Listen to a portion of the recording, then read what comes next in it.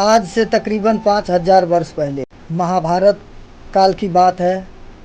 भगवान श्री कृष्ण पांडवों के तरफ से दुर्योधन के पास जाते हैं और वहाँ पांडवों के लिए एक गांव मांगते हैं, लेकिन दुर्योधन अहंकार के कारण एक गांव तो दूर उसे एक सुई के नोक के बराबर भी नहीं देना चाहता। इस पर भगवान श्री कृष्ण धृतराष्ट्र से कहते हैं कि राजा को अपने पुत्र मोह से दूर होकर के प्रजा के लिए सोचना चाहिए। और यही बात भगवान वेद व्यास जी धृतराष्ट्र को कहते हैं कि हे महाराज, आपके रहते अगर ऐसा अनर्थ होगा तो यह पूरे मानव जाति के लिए कलंकित है। इसलिए मैं आपको दिव्य दृष्टि देता हूँ ताकि आप यह होने वाले विनाश को अपने आँखों से देख सके। तो धृतराष्ट्र कहते हैं वेद व्यास जी को कि मैं क्या करूँगा, अपने पुत्र और परिजनों की विनाश देख करके आप इस दिव्य दृष्टि को संजय को दे दीजिए ताकि संजय हमें पूरे महाभारत का वृत्तांत सुना सके।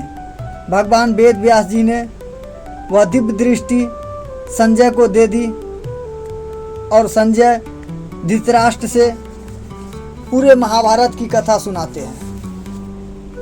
धृतराष्ट्र बोले, हे संजय, धर्म भूमि कुरुक्षेत्र में एकत्रित युद्ध की इच्छा वाले मेरे और पांडवों के पुत्रों ने क्या किया?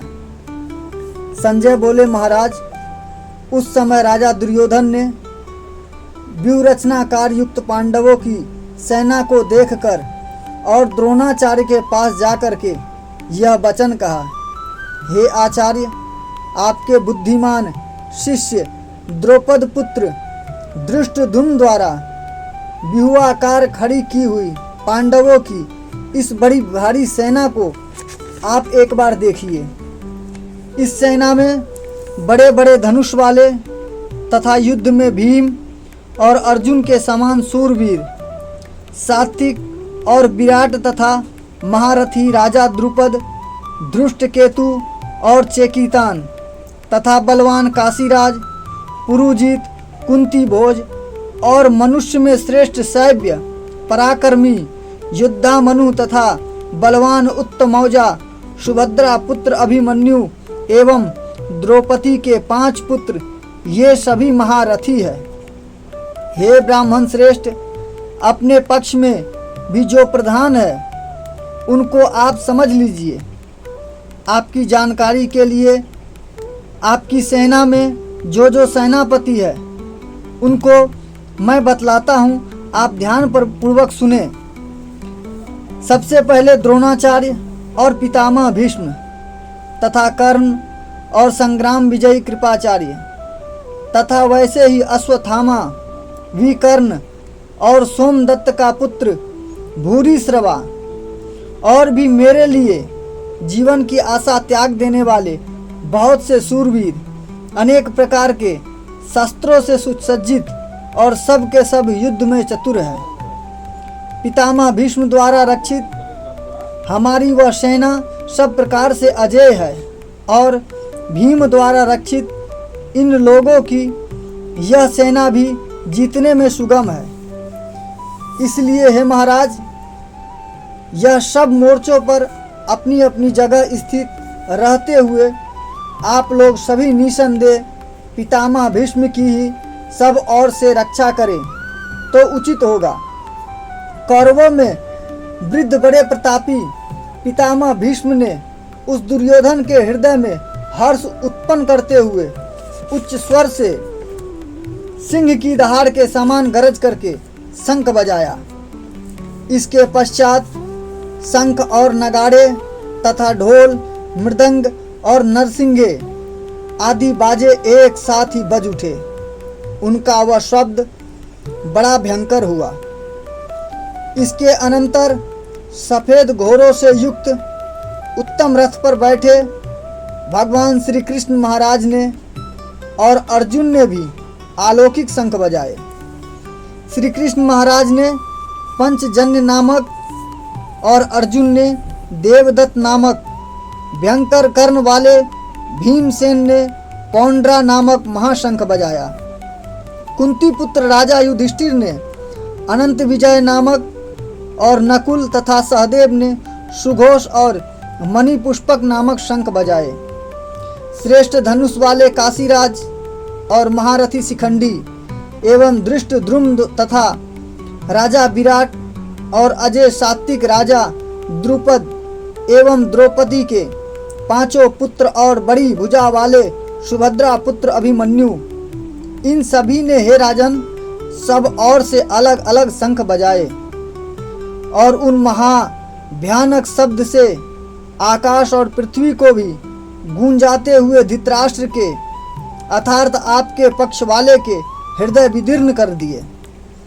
हे राजन, इसके बाद कपिध्वज अर्जुन ने मोर्चा बांधकर डटे हुए धृतराष्ट्र संबंधियों को देखकर उस शस्त्र चलाने की तैयारी के समय धनुष उठाकर ऋषिकेश श्री कृष्ण महाराज से यह वचन कहा, हे अच्युत, मेरे रथ को दोनों सेनाओं के बीच में खड़ा कीजिए और जब तक मैं युद्ध क्षेत्र में डटे हुए युद्ध के अभिलाषी इन विपक्षी योद्धाओं को भली प्रकार देख लूं कि इस युद्ध रूप व्यापार में मुझे किन किन के साथ युद्ध करना योग्य है, तब तक आप उसे वहीं खड़ा रखिए। दुर्बुद्धि दुर्योधन का युद्ध में हित चाहने वाले जो ये राजा लोग इस सेना में आए हैं, इन युद्ध करने वालों को मैं देखूंगा। संजय बोले, हे धृतराष्ट्र, अर्जुन द्वारा इस प्रकार कहे हुए महाराज श्री कृष्ण चंद्र ने दोनों सेनाओं के बीच में पितामह भीष्म और द्रोणाचार्य के सामने तथा संपूर्ण राजाओं के सामने उत्तम रथ को खड़ा करके इस प्रकार कहा कि हे पार्थ, युद्ध के लिए जुटे हुए इन कौरवों को देख। इसके बाद प्रथापुत्र अर्जुन ने उन दोनों ही सेनाओं में स्थित ताऊ, चाचों को, दादों को, परदादाओं को, गुरुओं को, मामाओं को, भाइयों को, पुत्रों को, पौत्रों को तथा मित्रों को, ससुरों को और अपने सहोदरों को भी देखा। उन परिस्थिति संपूर्ण बंधुओं को देखकर वे कुंती पुत्र अर्जुन अत्यंत करुणा से युक्त होकर शोक करते हुए यह वचन बोले। अर्जुन बोले, हे कृष्ण, युद्ध क्षेत्र में डटे हुए युद्ध के अभिलाषी इस स्वजन समुदाय को देखकर मेरे अंग स्थिर हुए जा रहे हैं और मेरा मुख सूखा जा रहा है तथा मेरे शरीर में कंपन एवं रोमांच हो रहा है। हाथ से गांडीव धनुष गिर रहा है और त्वचा भी बहुत जल रही है तथा मेरा मन भ्रमित सा हो रहा है, इसलिए मैं खड़ा रहने में भी सामर्थ्य नहीं हूँ। हे केशव, मैं लक्षणों को भी विपरीत ही देख रहा हूँ तथा युद्ध में स्वजन समुदाय को मारकर कल्याण भी नहीं देखता। हे कृष्ण, मैं ना तो विजय चाहता हूँ और ना ही राज्य तथा सुखों को। हे गोविंद, हमें ऐसे राज्य से क्या प्रयोजन है अथवा ऐसे भोगों से और जीवन से भी क्या प्रयोजन है। हमें जिनके लिए राज्य भोग और सुख आदि अभुष्ट हैं, वे ही सब के सब धन और जीवन की आशा को त्याग कर युद्ध में खड़े हैं। गुरुजन, ताऊ, चाचे, लड़के और उसी प्रकार दादे, मामे, ससुर, पौत्र, साले तथा और भी संबंधी लोग हैं। हे मधुसूदन, मुझे मारने पर भी अथवा तीनों लोकों के राज्य के लिए भी मैं इन सबको मारना नहीं चाहता, फिर पृथ्वी के लिए तो कहना ही क्या है। हे जनार्दन, धृतराष्ट्र के पुत्रों को मारकर हमें क्या प्रसन्नता होगी। इन अताताइयों को मारकर तो हमें पाप ही लगेगा। एतब हे माधव, अपने ही बांधव धृतराष्ट्र के पुत्रों को मारने के लिए हम योग्य नहीं हैं, क्योंकि अपने ही कुटुंब को मारकर हम कैसे सुखी होंगे।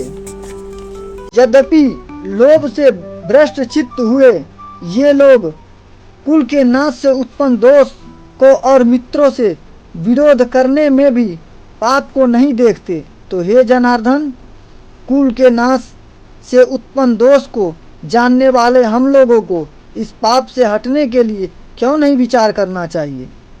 कुल के नाश से सनातन कुल धर्म नष्ट हो जाते हैं। धर्म के नाश हो जाने पर संपूर्ण कुल में पाप हो जाता है। हे कृष्ण, पाप के अधिक बढ़ जाने पर कुल की स्त्रियां अत्यंत दूषित हो जाती है और वे वैष्णव स्त्रियों से दूषित हो जाने पर वर्ण संकर उत्पन्न होता है। वर्ण संकर कुल घातियों को और कुल को नरक में ले जाने के लिए ही होता है। लुप्त हुई पिंड और जल की क्रिया वाले अर्थात श्राद्ध और तर्पण से वंचित इनके पितर लोग भी अधोगति को प्राप्त होते हैं। इन वर्ण संकर कारक दोषों से कुल घातियों के सनातन कुल धर्म और जाति धर्म नष्ट हो जाते हैं। हे जनार्दन, जिसका कुल धर्म नष्ट हो गया है, ऐसे मनुष्यों का अनिश्चितकालीन तक नरक में वास होता है, ऐसे हम सुनते आए हैं। हाँ शोक, हम लोग बुद्धिमान होकर भी महान पाप करने को तैयार हो गए, जो राज्य और सुख के लोभ से स्वजनों को मारने के लिए उगत हो गए। यदि मुझ शास्त्र रहित एवं सामना न करने वाले को शस्त्र हाथ में लिए हुए धृतराष्ट्र पुत्र रण में मार डाले तो वह भी मरना मेरे लिए अधिक कल्याणकारी होगा। संजय बोले, रणभूमि में शोक के उद्रिक्त मन वाले अर्जुन इस प्रकार कहकर बाण सहित धनुष को त्याग कर पीछे बैठ गए। इसके बाद अगले अध्याय में पुनः आप लोगों से मिलेंगे। तब तक के लिए bye bye, take care. Channel को सब्सक्राइब करना ना भूलें।